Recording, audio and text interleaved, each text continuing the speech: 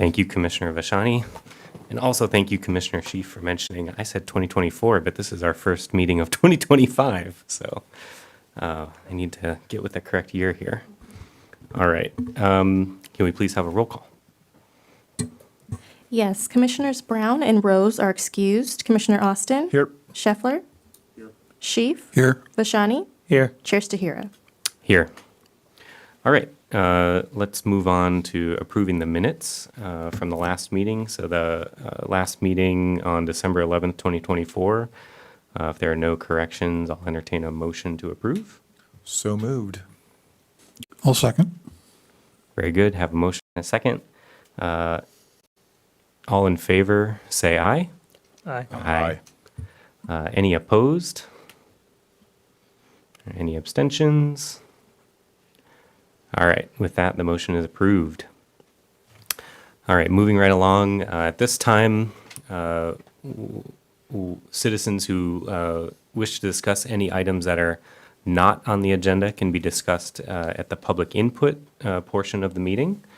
As a reminder, the commission can't discuss on any of those things, but we can ask for it to be added to the agenda of a future meeting. Does anyone wish to speak on items not on the agenda tonight? All right, we have someone. Please just state your name. Hi, my name is Wayne Soha, 351 Highland, in the very high-risk fire area. As we all have known, recently we've survived another fire in Monrovia. Thanks to the work of thousands of firefighters, we're still here. It's interesting, if you take the damage map from the Altadena fire and you overlay it on Monrovia, everything on this side of the freeway would be gone if that fire had hit here. That's how big it was. So we thank the firefighters for their work, and I wanted to remind the Planning Commission that you are a line of defense in all of this. If we think back to the early 1900s, they used to build homes with wooden shingles. And everybody involved in home construction and in fire service knows that that's a stupid idea, but they did it. And they did it for a long time in Los Angeles until there was a fire that killed a lot of people. And then they said, we ought to have a law against that. And sure enough, they passed a law, and there weren't any more wooden shingles until the 70s. When a bunch of forest companies decided it'd probably be a good idea if we brought those things back and make us some money. They built homes again with it, and sure enough, by the end of the 80s, there was some really big fires in Los Angeles, and people were killed with the result of that. And so it took until 2012 for California to finally outlaw wooden shingles. All that time, people on planning commissions knew that wooden shingles are a bad idea, and you all have the power to stop dumb ideas, even if the regulations don't necessarily require it. And so one citizen would like you all to remember that going forward, that you're our line of defense against dumb ideas. And we'd like you to look at those ideas going forward, take the best that we can learn from these new fires that tell us how we really should be building, ignoring the fact that we shouldn't be building in the areas that I live in. I know that, but I'm there now and I have to live with it. Let's try to make sure that people that are going to live in those dumb areas have the safest measures that they can have going forward. So thank you for what you do, and keep doing it going forward. Thank you very much, Mr. Soha. All right. Do we have anyone else who wishes to speak during the public input portion of tonight's meeting?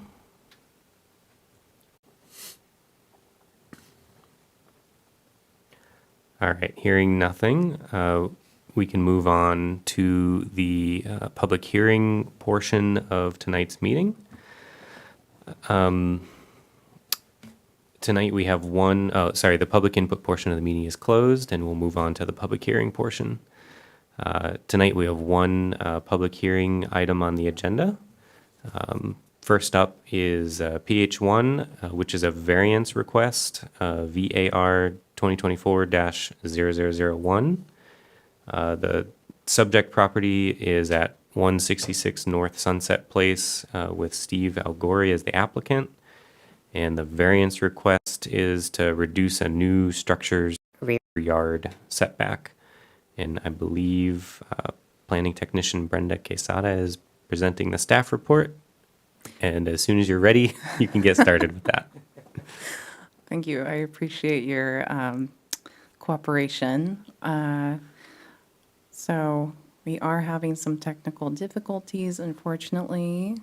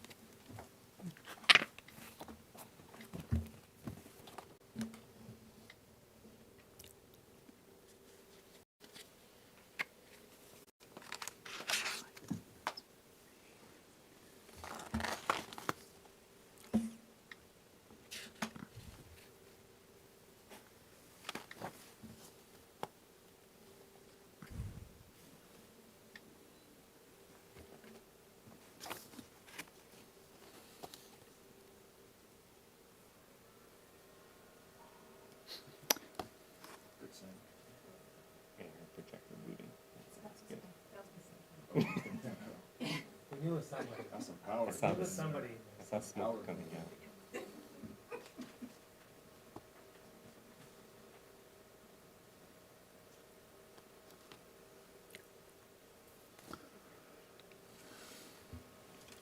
Yeah, no problem. Take your time to get the IT up and running.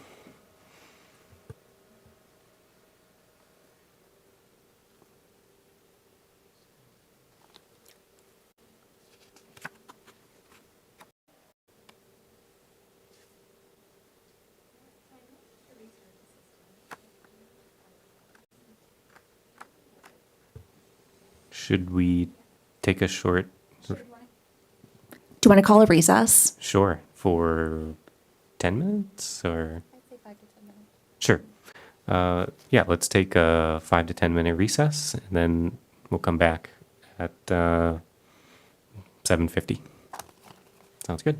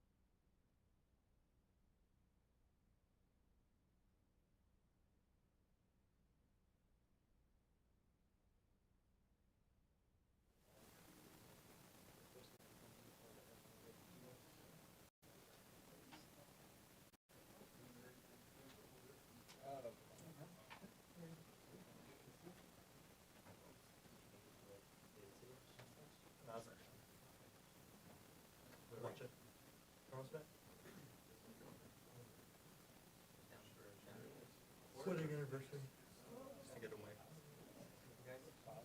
Want to, we usually stay local, but we can go to space.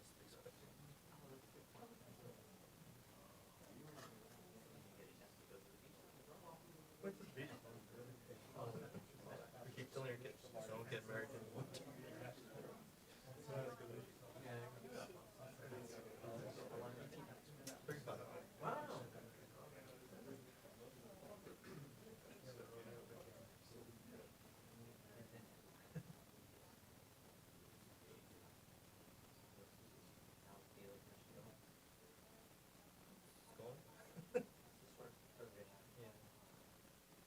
You guys do something.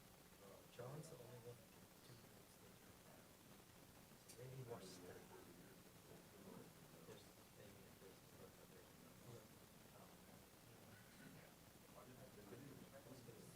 With all the ADUs and stuff.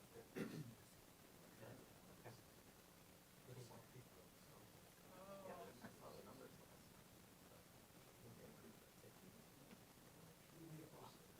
And since they're not pre-approved, each one, they start using pre-approved ones after it's like that.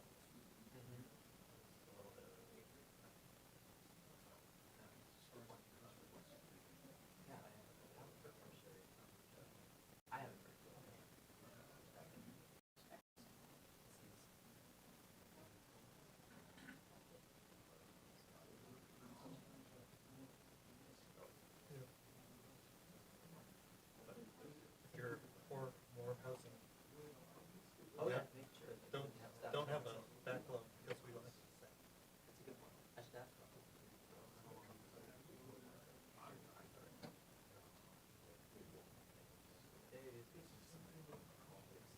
Yeah, we can do some.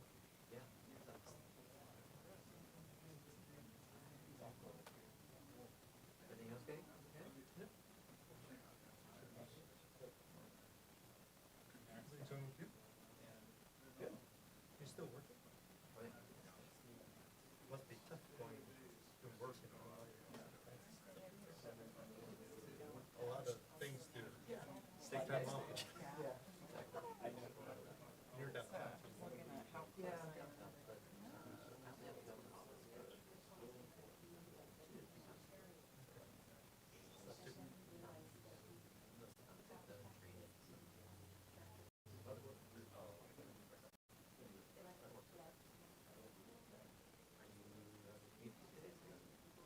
I commute all the way to.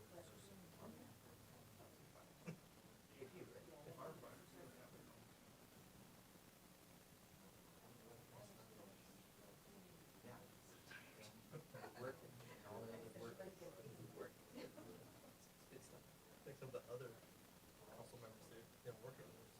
Yes. So they can have more things. Yeah, yeah. It's a scheduled thing. I'm like, it's not a good time to fill it.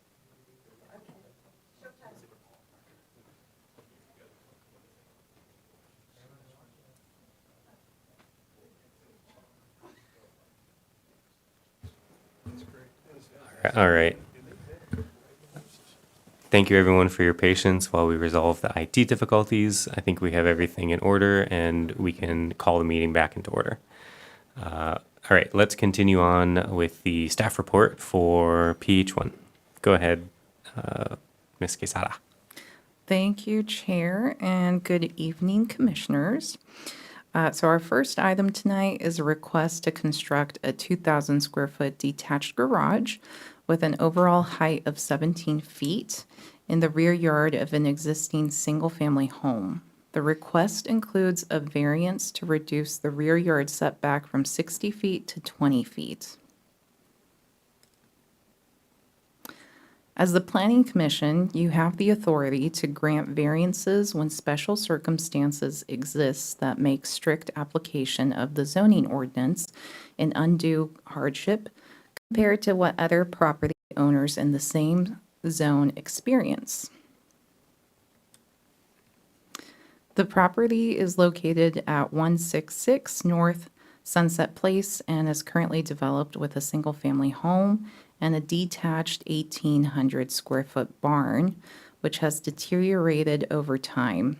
The owner would like to replace it with a functional garage for vehicle storage and workshop.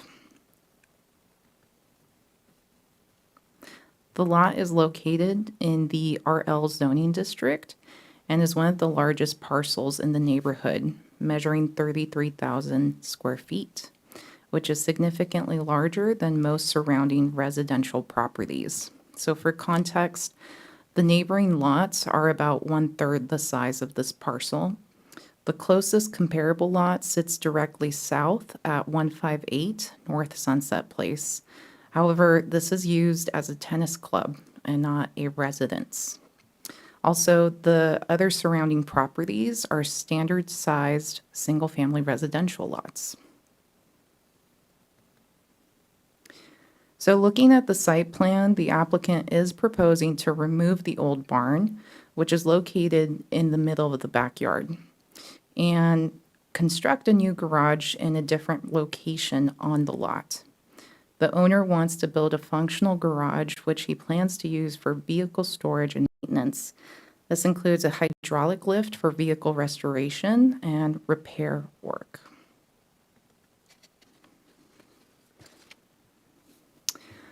So here's the proposed site plan showing the proposed location of the new garage.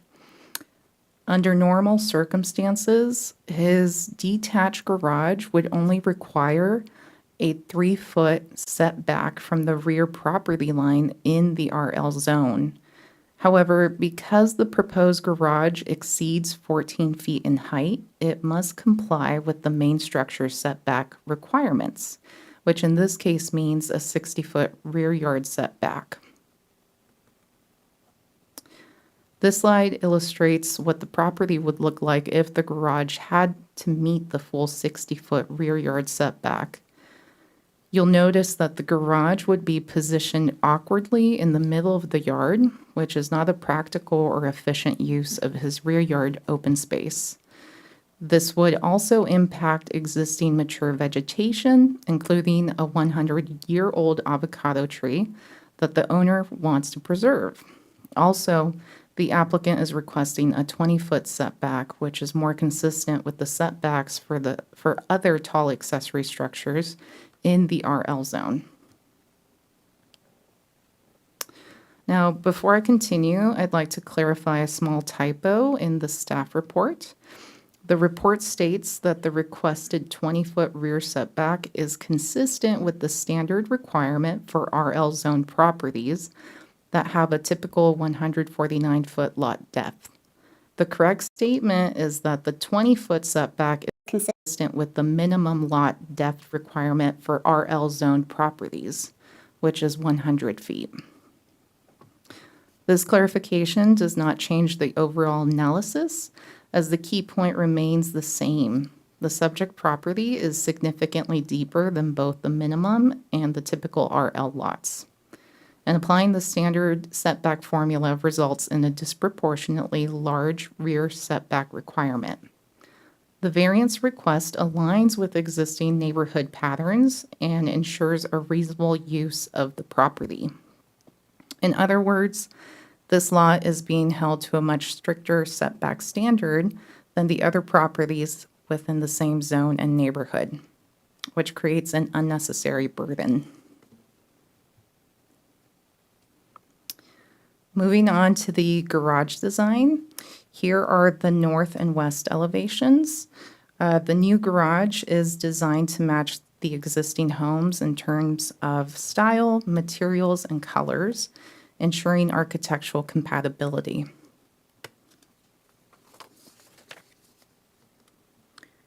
And here's a look at the south and east elevations. Now, staff did receive one question from a neighbor during the Development Review Committee's advisory review process. The neighbor wanted to know whether the existing fence separating the properties would be changed. We confirmed that no modifications to the fence are being proposed, and the landscaping along the property line will remain. This helps preserve privacy between properties. The slide also shows photos of the existing barn and the surrounding landscaping, which helps illustrate how the new garage will be screened from neighboring properties.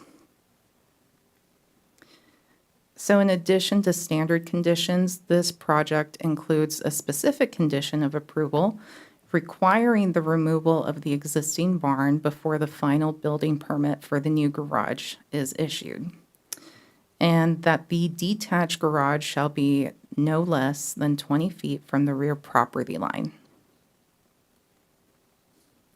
Staff believes that the 3 variance findings can be met. This is based on the unique size of the lot compared to surrounding properties. The proposed 20-foot rear setback aligns with typical setback requirements for similar structures within the RL zone, and the fact that the variance does not grant a special privilege, but instead adjusts the requirement to fit the specific characteristics of this lot. Staff recommends approval of the variance from the commission, as the 20-foot setback is a reasonable and fair adjustment because it aligns with zoning minimums, maintains consistency with neighborhood development patterns, and prevents unnecessary disruption to the property while preserving open space and privacy. Given the unique depth of the lot, enforcing a 60-foot setback would be disproportionate compared to standard RL zone lots, which typically require 20 feet. This variance does not grant a special privilege, but instead ensures practical use of the property, allowing the garage to be placed in a logical and functional location while protecting mature landscaping. For these reasons, staff recommends approval of the variance. So this concludes my presentation. I'm happy to answer any questions from the commission, and the applicant is here with us tonight as well, so he is also available for any questions. Thank you. Great. Thank you very much for that staff report. Are there any questions from commissioners regarding the staff report? Commissioner Austin.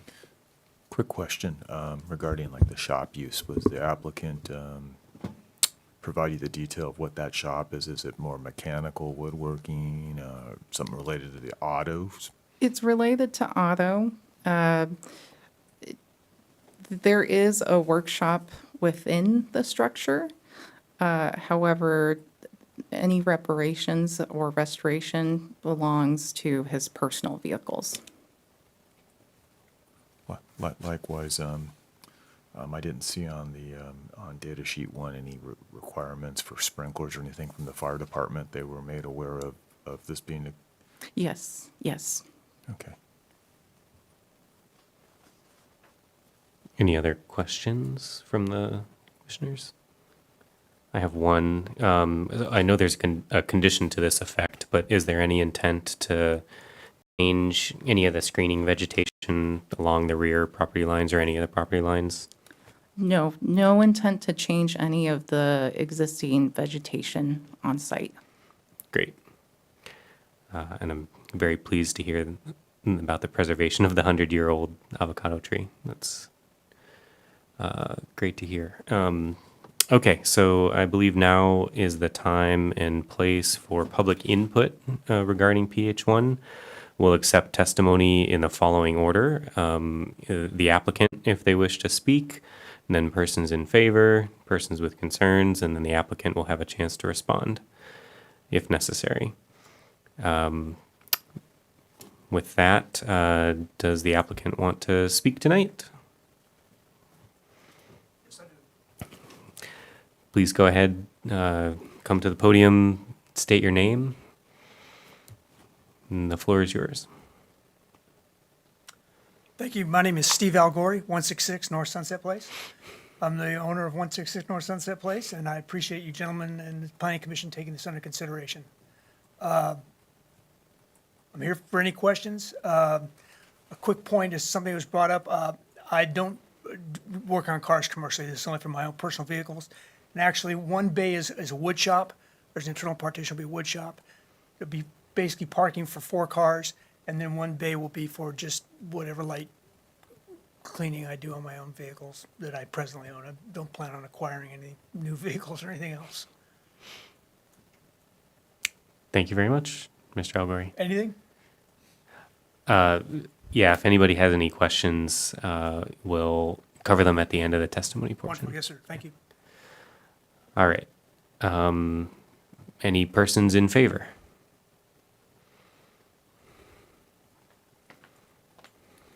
Good evening, Chair and Commissioners. My name is Brian Yamaguchi. I'm in favor of passing this variance. I applaud Steve for trying to improve his property and reinvesting in the neighborhood, and for making it a little bit higher so the architecture matches his main house. Preserving that kind of, those small details makes a big difference in just preserving the character of Monrovia. What I propose to you as you look at this variance, and if you end up passing it, I would ask, if you're looking at a similar property down the line, would you deny a 20-foot setback for the rear of the property?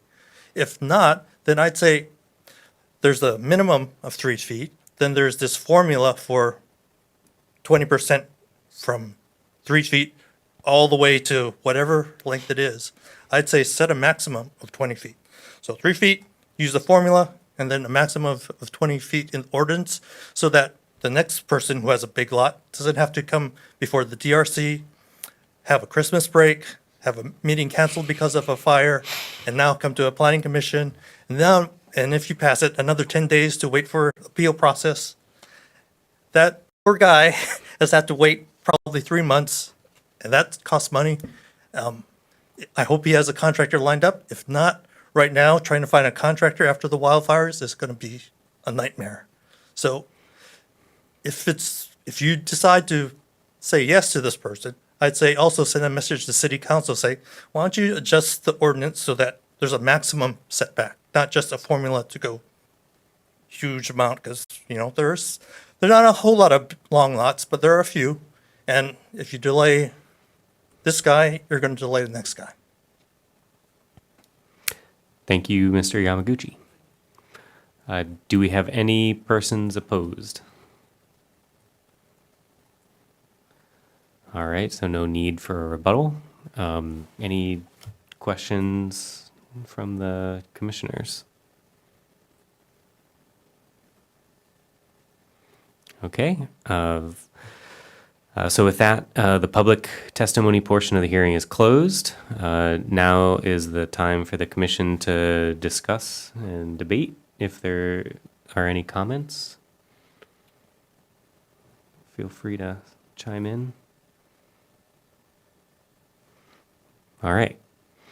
Seeing nothing. If there's no further discussion, is there a motion? I'll move to approve VAR 2020-001 pursuant to the recommendations in the staff report. I'll second that. We have a motion and a second. Can I get a roll call, please? Yes. Commissioner Austin? Yes. Scheffler? Yes. Sheaf? Yes. Vashani? Yes. Chair Stahira? Yes. All right. With that, the motion passes. Thank you very much. Oh, the appeal language. Does Director Bermejo want to read the appeal language? Yes, thank I you. don't have it handy. Yes, items of the Planning Commission may be appealed if filed in writing. And an appeal fee does apply, and that filing must be done within 10 days of tonight's hearing. Thank you. Thank you very much. All right. Moving right along in the agenda, we are done with the public hearing portion of tonight's meeting, and we can move on to administrative reports. We have one administrative report on the agenda today. That is AR1, which is a request GPC 2025-0001 to determine conformance with the general plan and CEQA applicability for an acquisition of property by the city of Monrovia as the applicant. And I believe Director Bermejo has the staff report, so whenever you're ready, you have the floor. Display size. All right, well, thank you very much, Commission. I hit a button when I came in over here and, okay, it looks like we got our presentation going. What a rocky night with IT stuff and PowerPoints. But thank you. This is a general plan conformity finding request for the property located at 222 East property. Staff is requesting that the commission find that the city's proposed acquisition of this property conforms with the provisions of the city's general plan. So the subject site is located on the south side of East Cypress Avenue between South Ivy and California. The property is also designated in the general plan for residential low density. This area allows for single-family development at a density of 5.8 dwellings per acre. And then other uses associated with the residential low-density zone allows for churches, schools, and parks when determined to be compatible with the neighborhood. Now, this specific property is unique. It's very large in size compared to the other properties in the area. Consists of 4 parcels that measure about 180 by 180, totals close to 3/4 of an acre, so a little over 32,000 square feet in size. The property is also developed with a very early Monrovia residence that was constructed in 1892. And as you can see, this early home was constructed in the Victorian era Queen Anne style.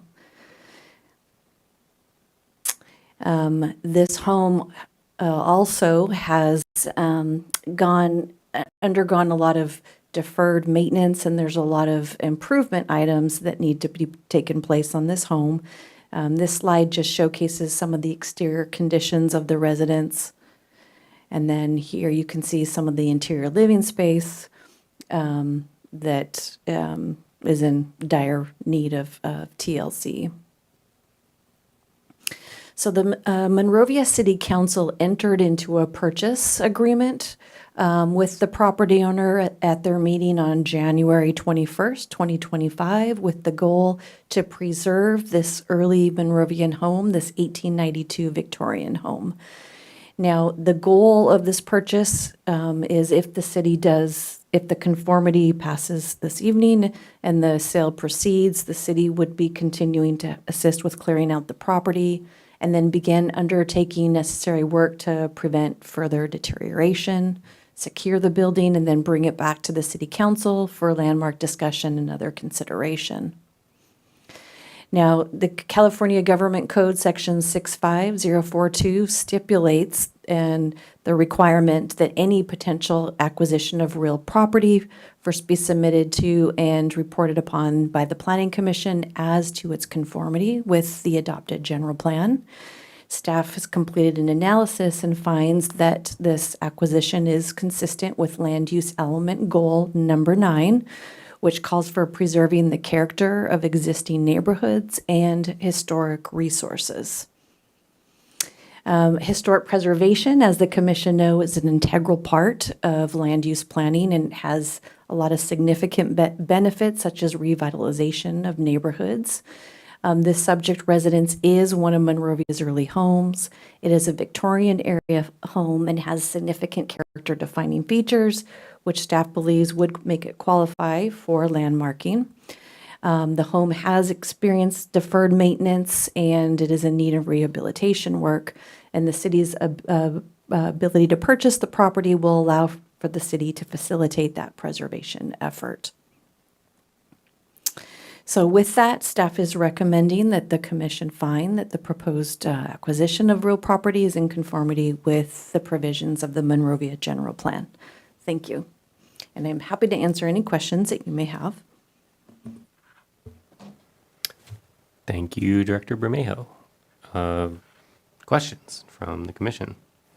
Sure. Commissioner Austin? I don't know if this is a quick question or a complex question, but after if this passes and the city acquires the real property and makes the updates, and then it goes back to council, would it come back towards planning commission if they found deemed something that didn't jive with the current zoning? So the analysis right now is that this home is located in a residential zone. It's a single-family house. So it does conform to the general plan, land use designation, and zoning. If the city council wants to pursue a landmark designation, then that would go to the Historic Preservation Commission for their consideration before going back up to the city council. What is the ultimate goal of this project once it's completed? So currently, right now, the only thing the city council has considered is the preservation. The only thing the city council has considered and staff has evaluated and for environmental review is the preservation of this property. So there's no future project that has been studied. Commissioner Sheaf? Yes, excuse me. Was the house originally built at this site? I believe the house was originally constructed at this location. That's a significant sized lot, and I was wondering what the future holds. Lots of things could go on that property if the city is owning it. Yes, and unfortunately, we haven't contemplated anything further beyond preserving this house for historic preservation purposes.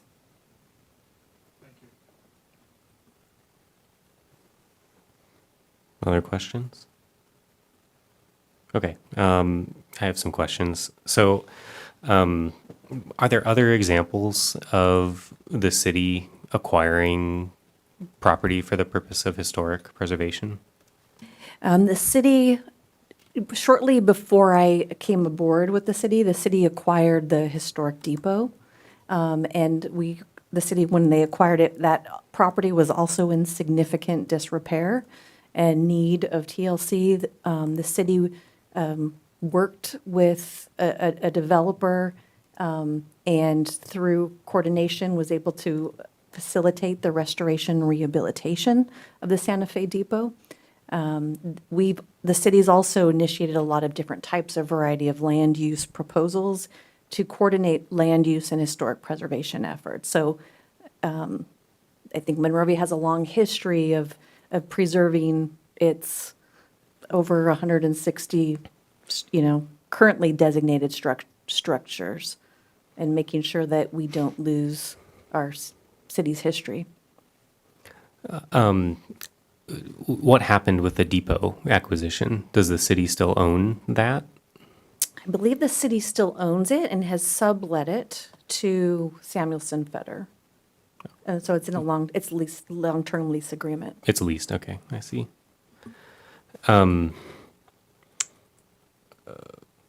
Were there other options considered by the city aside from an outright purchase? For instance, were there any type of, partnerships or encouraging some other agency or some other private entity to acquire this and preserve it? That, unfortunately, I am not aware of that. A lot of the purchase and sale decisions are made through the city manager's office, and we keep them separate from community development and land use decisions. So the only thing I am aware of is that there's city council interest in purchasing the property for historic preservation purposes. Other questions or comments here before I continue?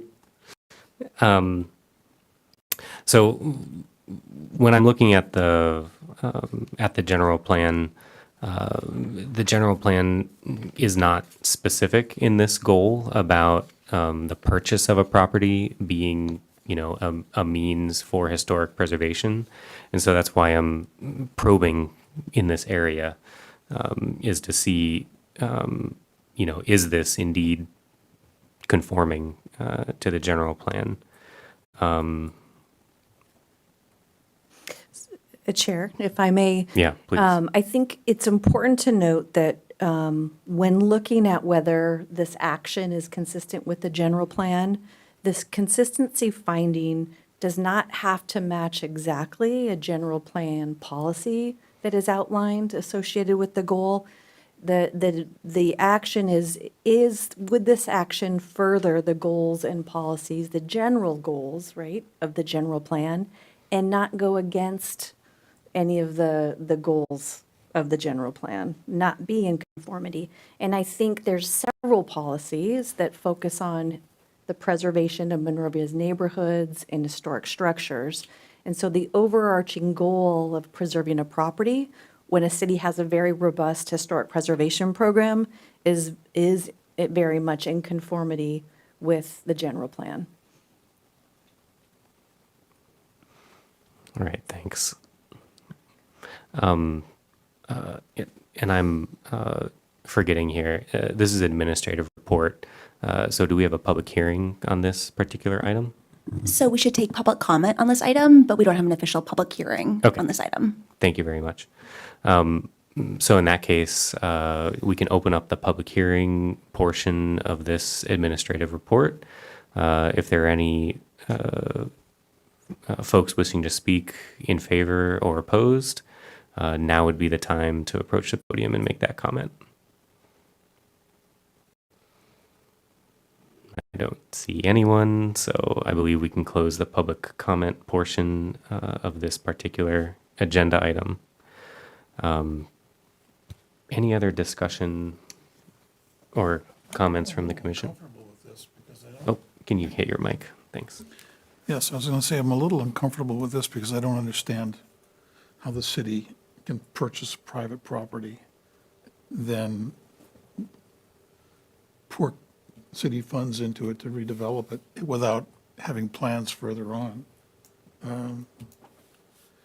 It just doesn't, I don't see the full circle here. So I'm a little concerned. One of the other things that we don't have insight into in this particular report, at least, is the, maybe you would call that an exit plan, you know, how the city, does the city intend to own this property indefinitely? Does the city intend to preserve this particular property and then sell it? Do you have any comments or insight into that as well? What I could offer is the primary goal, right? and I've said this a few times, is the preservation of this property. And from an environmental quality standpoint, when a city is considering a piece of property, a purchase, that is subject to the California Environmental Quality Act. So there's going to be further discussion at the city council level, I am certain, of the long-term plan for this property. As that plan is developed, that will ultimately, if long-term plan's developed, that will ultimately need additional environmental review analysis before any project decision can be made. So for legal purposes, right now, the purchase of the property for preservation purposes is the only thing we've studied under the California Environmental Quality Act. And I think that that's an important thing to consider. Anything greater beyond that would require significant more review. One more question, maybe for our city attorney. We have a few findings that we're intending to come out of this particular discussion with. I think two of them, one of them relates to CEQA, whether that applies, and the other is the general plan conformance. Is it possible to vote on them separately, or do we vote on them all together? So just to clarify, the decision before you right now is whether this acquisition conforms with the general plan. Per the staff report, we don't think that the acquisition is subject to CEQA per number 1 in the recommendation section. So I don't think there's a CEQA decision before you tonight. However, the decision is whether the acquisition conforms with the general plan. Very good. Thanks for the clarification. Commissioner Austin. Something to think about, and if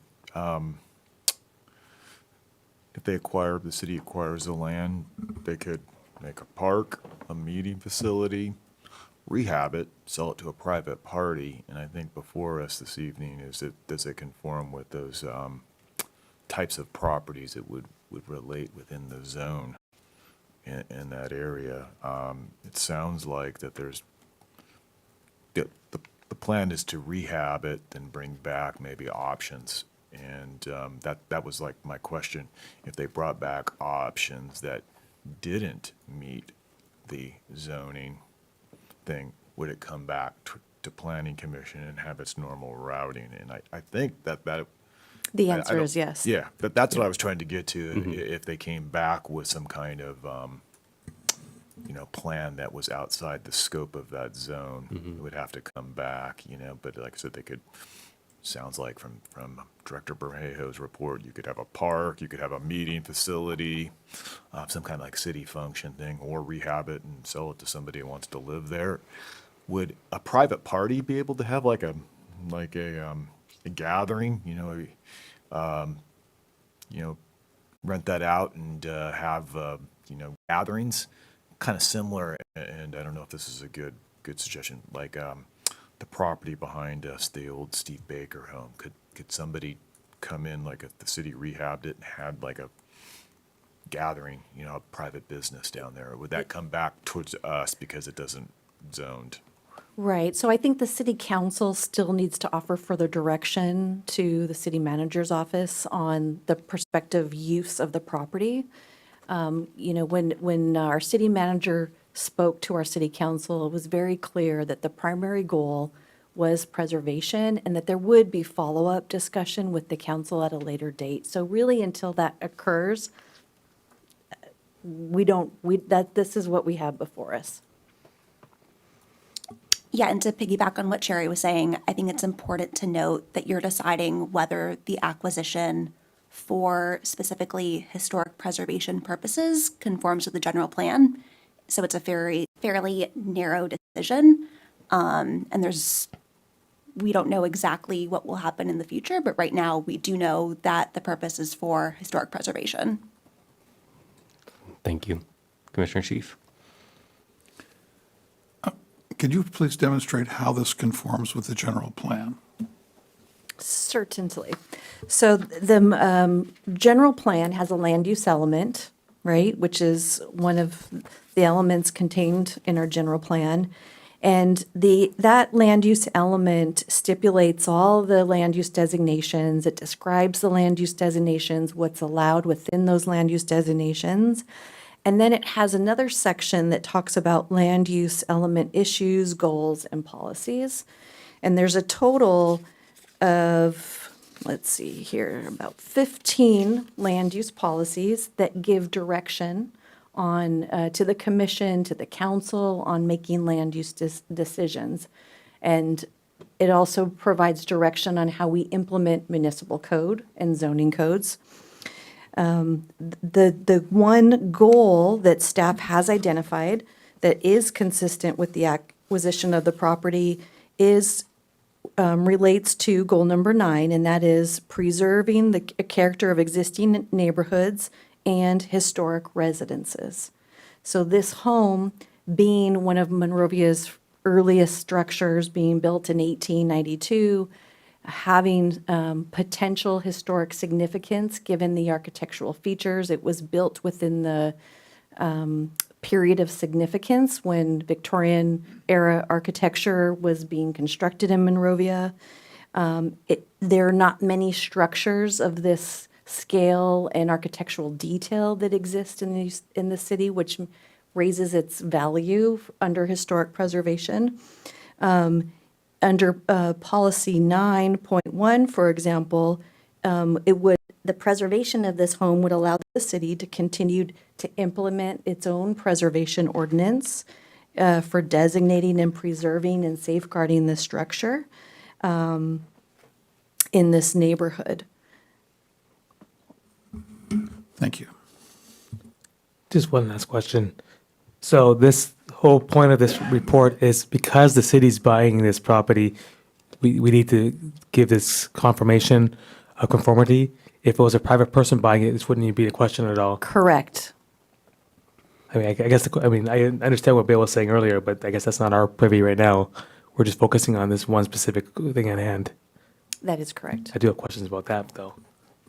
Yeah, I think as Chelsea said, we're judging or finding, is this consistent with the general plan for the purpose of historic preservation? Any other questions or comments or discussion? Okay, I think we've, just to go ahead, Commissioner Austin. I think that since the city is acquiring it, there's more scrutiny than if a private party would buy it. And they would have to, let's say they want to demo it, they would have to come and go through all those hoops. But one could acquire the property and rehab it and sell it. I think there seems to be more checks and balances, at least on the historic preservation side and what's going on. And if it comes back around to us, you know, in due time, it's going to take a while to rehab, so, you know, we can go there. I'm willing to put a motion out, and we can have further debate. And the motion would be to find that the proposed acquisition of real property is in conformity with the city's general plan as stated in the staff report for 222 East Cypress. I'll second it. Thank you, Commissioner Austin. All right, we have a motion. We have a second. Let's go on to a roll call. Vote, please. Commissioner Austin, Yes. Scheffler, Yes. Sheaf, Yes. Bashani, Yes. Chair Stahura. No. All right, with a vote of 4-1, the motion carries. Thank you very much for leading us through all of that discussion and responding to our questions. With that, we have reached the end of the administrative report section of our agenda, and we can proceed to the Community Development Director report, which I believe we have a bricks and mortar topic on the agenda. Yes, thank you, Commission. Happy New Year. We're kicking off our bricks and mortar, and this one we have for you was actually requested by the Commission at the meeting in December for a discussion on tree preservation. And so I'd like to briefly walk through the different types of tools that the City of Monrovia has, the Planning Commission has at your fingertips to implement tree preservation. The first is the city's oak tree preservation ordinance, which applies citywide, and we'll go through that. Other tools are our hillside development standards, and those apply to properties that are not covered by a specific plan when someone is developing in the foothills. There are specific plans, all of our specific plans that cover hillside development, such as the Madison specific plan, have separate policies and standards and for tree preservation that are take precedent over the municipal code. And then another tool historically that the commission and staff has used on development is the use of conditions of approval, and specifically conditions of approval relating to the preservation of trees that aren't oak trees. And and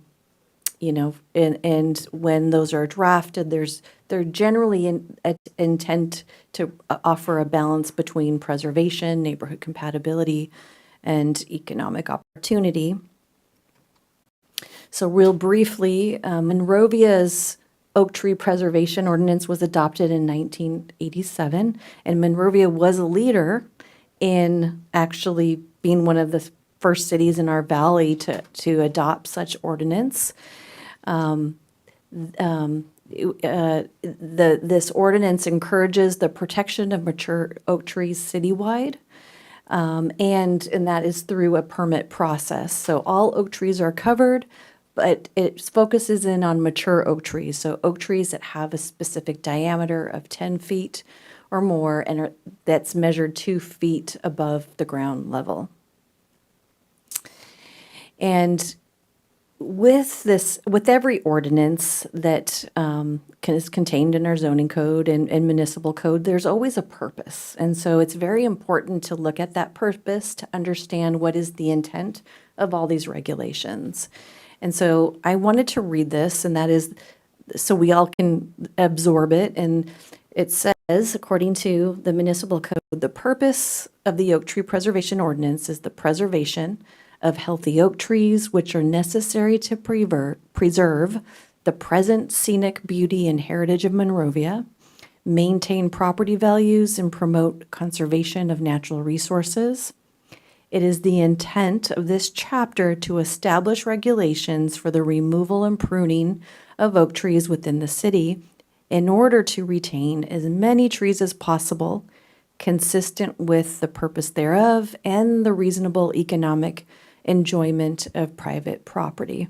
So as this ordinance was put together, I think, tree preservation is a very important topic, and it's also a very sensitive topic. I think for everyone, is in favor of tree preservation, but there's different levels of degrees, and some people, property owners, like to have property ownership rights, and so it's always, a careful balance, and that's how this ordinance was drafted with that in mind.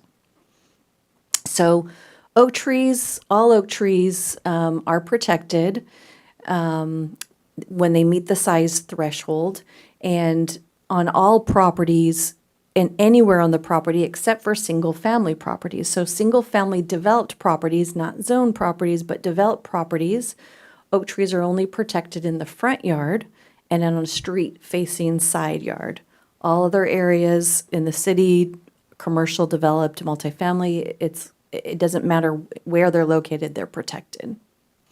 And then there's also conditions in the ordinance that stipulate when a permit is required. So the obvious isn't when you remove an oak tree or when you prune or remove 1/3 or more of the canopy or root system, or when irrigation is installed or grading is proposed within a drip line of a protected tree. Now, whenever any of those thresholds are hit, the property owner applicant is required to come to the planning division. They submit a site plan showing the location of the tree.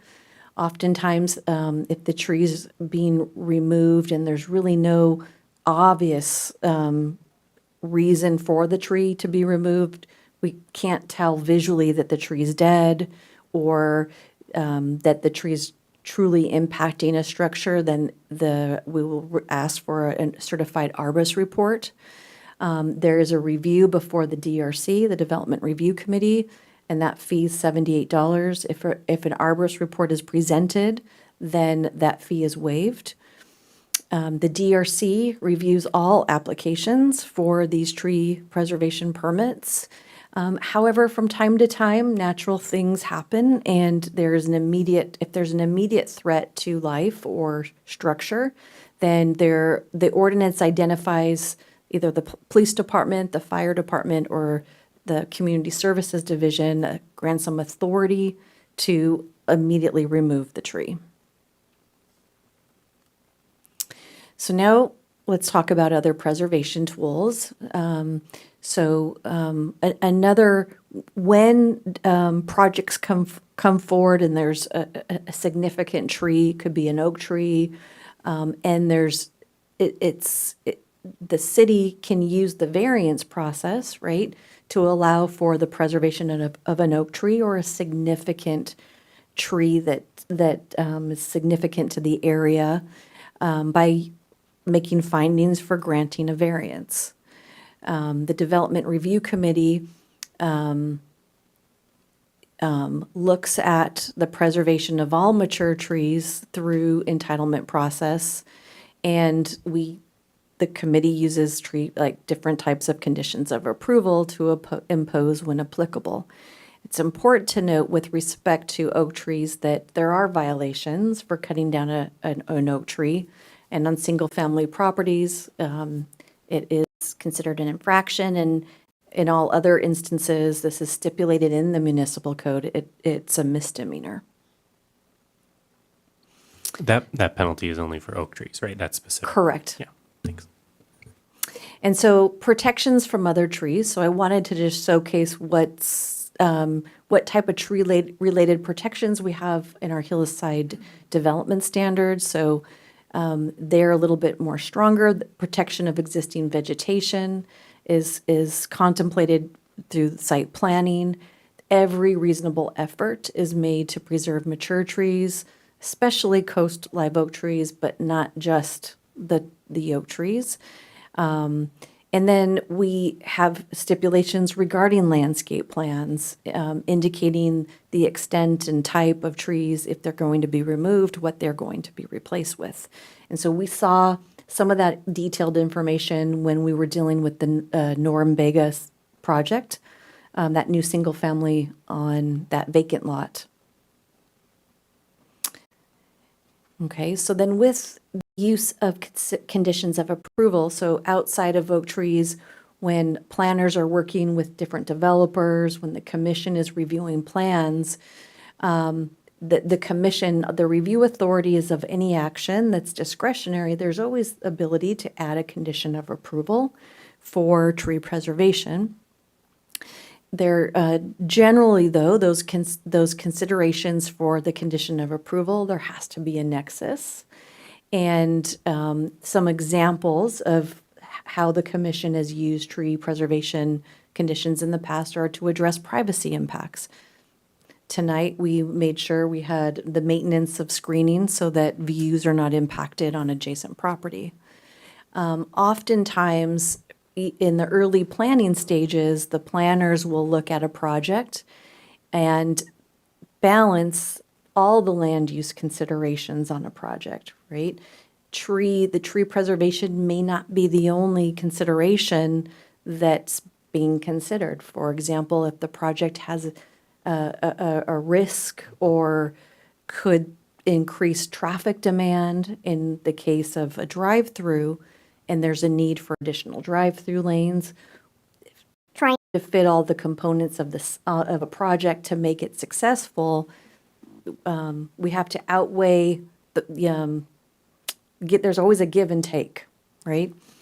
And then we do our best to look for feasible site design alternatives.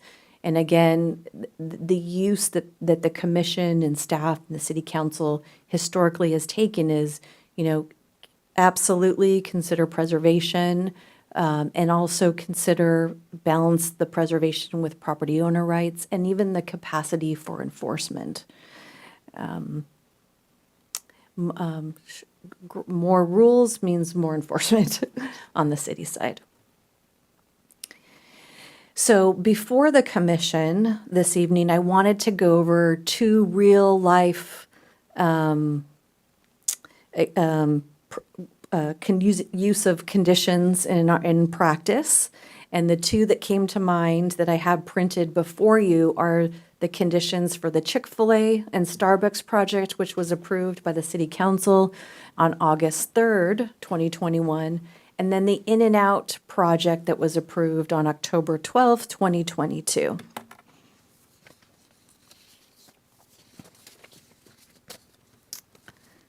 Okay, so I grab my conditions here.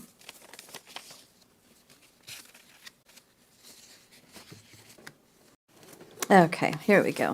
Okay, so the first one that I was hoping we could look at was the one for the Chick-fil-A project.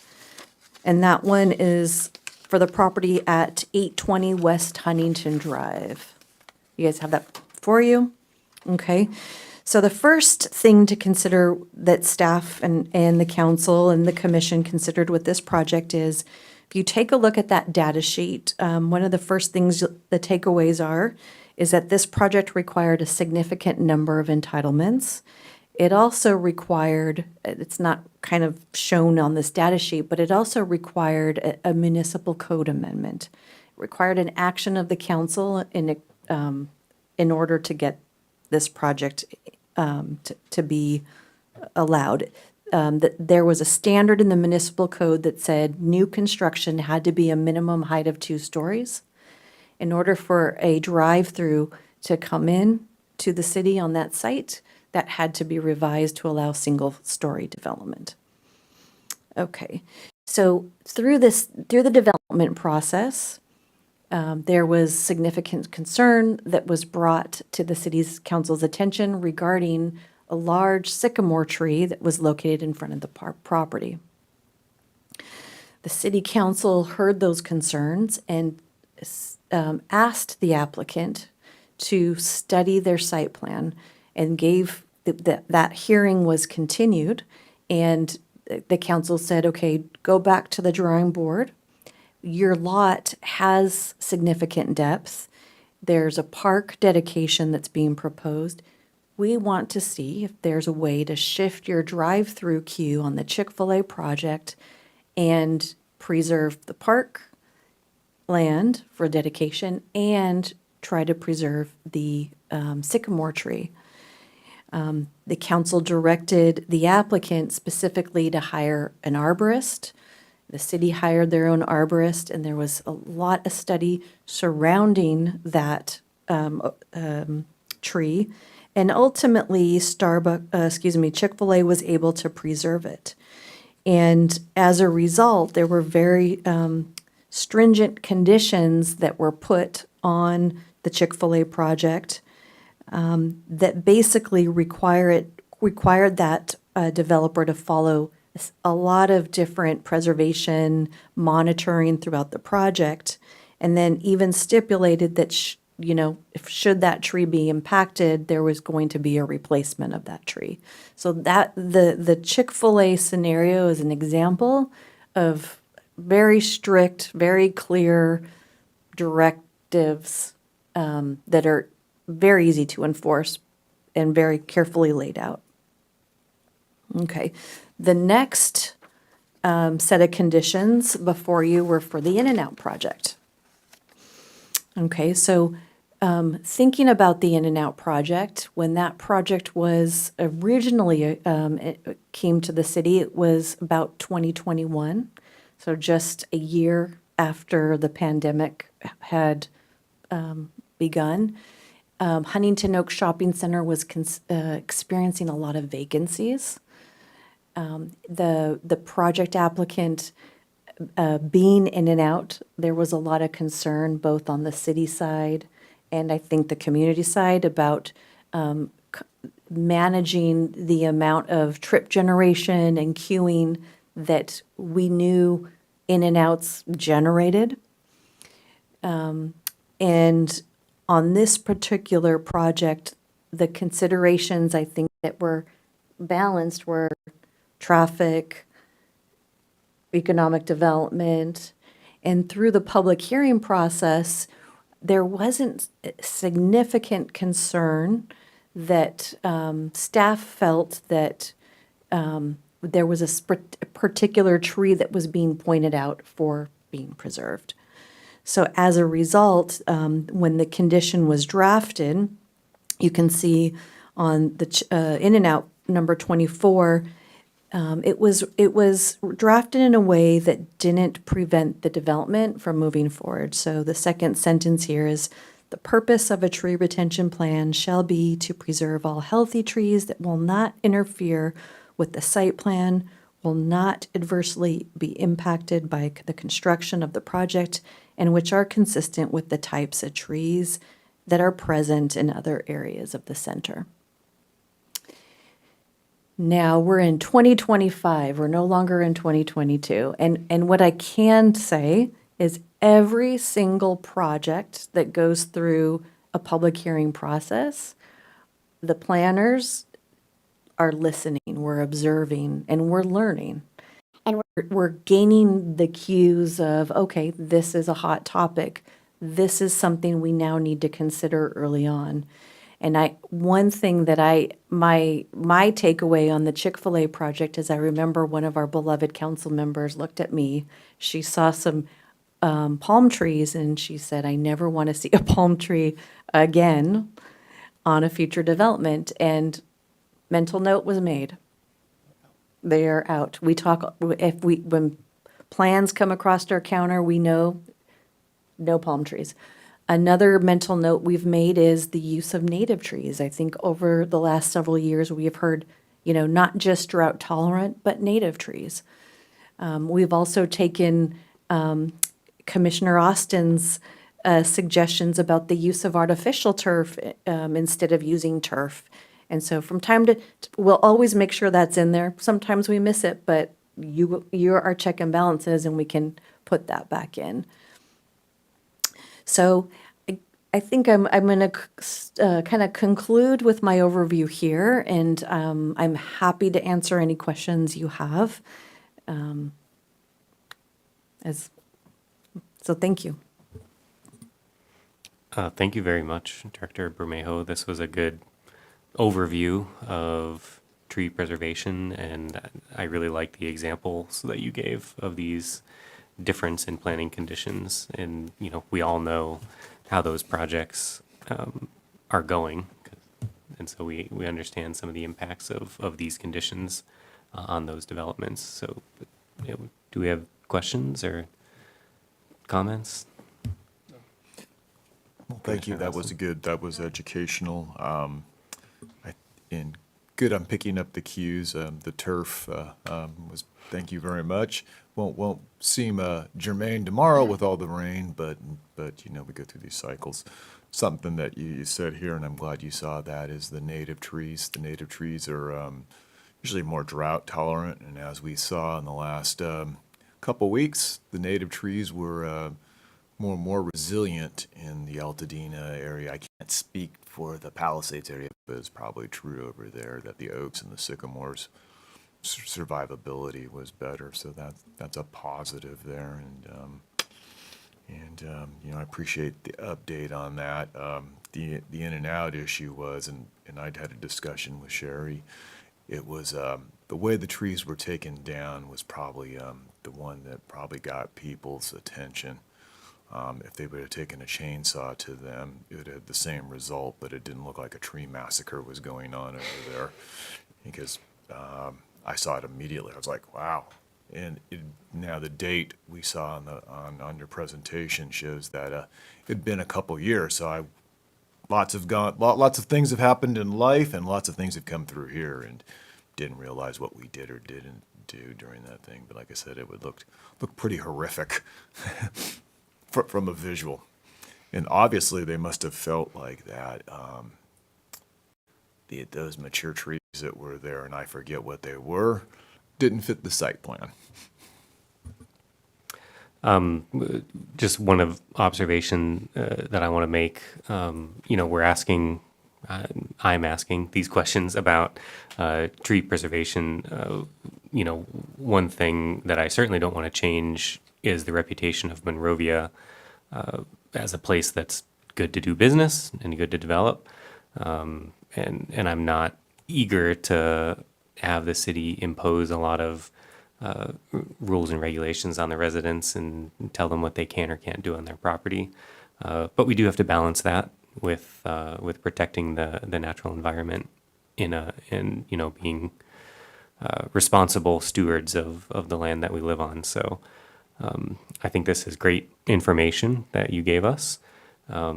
If City Council ends up having any thoughts on this, and then it comes back to the commission, we'll certainly take that as it comes.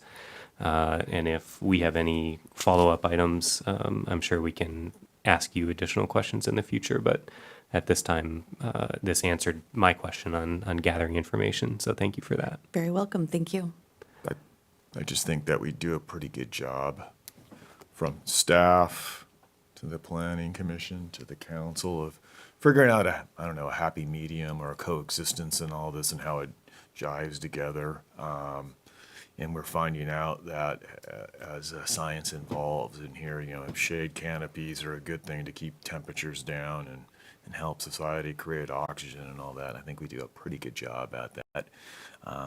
Every once in a while, I concur with the former council members think about palm trees. But, people do dig them. They're not native and they don't offer a lot, but, I could understand where she was coming from. All right. Any other comments or questions?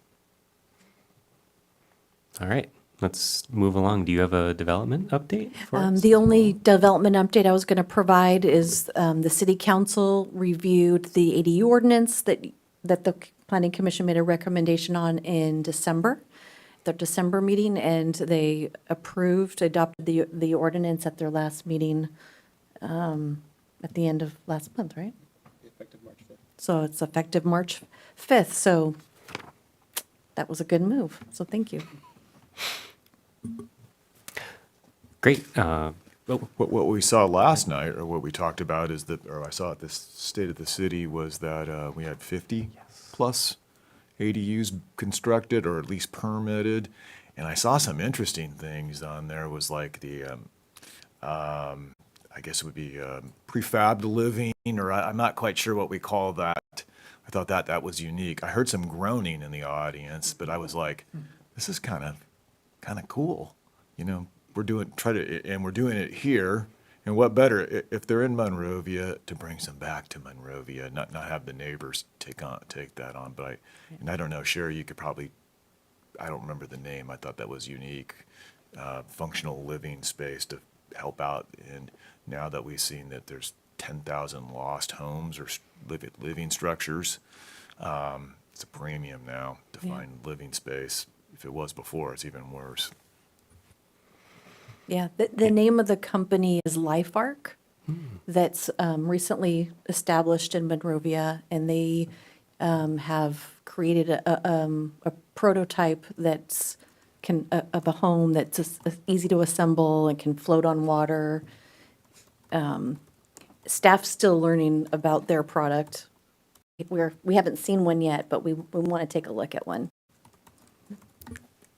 Tool in the toolbox. A tool of the toolbox. You know, another opportunity if it comes about. And I think that's a good thing. Offer a myriad of fixes and go from there. All right. And I'm glad you mentioned the fires, Commissioner Austin. I was remiss at the top of this meeting. I was kind of in a hurry to get things started, but I really should have mentioned the impact that the fires had. I think our hearts go out to all of those who were impacted by the fires in January, and those of us who have family and friends and other work colleagues who have been impacted. It was obviously a truly devastating disaster. It'll take a long time to recover from. So I know that lots of folks in our city and the city itself are helping our neighbors recover, and that's great to see, but it's going to be a very long process. So, all right, with that, do we have any other reports or announcements or anything from my fellow commissioners? Oh, I got to ask for Bill. When's In and Out opening? I'll let you know at our next meeting. How's that? The progress is moving along. The rain might slow them down a little bit. They're moving fast. But we'll get you an updated schedule by the next meeting. All right, any other comments? All right, with that, we can adjourn this meeting at 8:54. Meeting adjourned.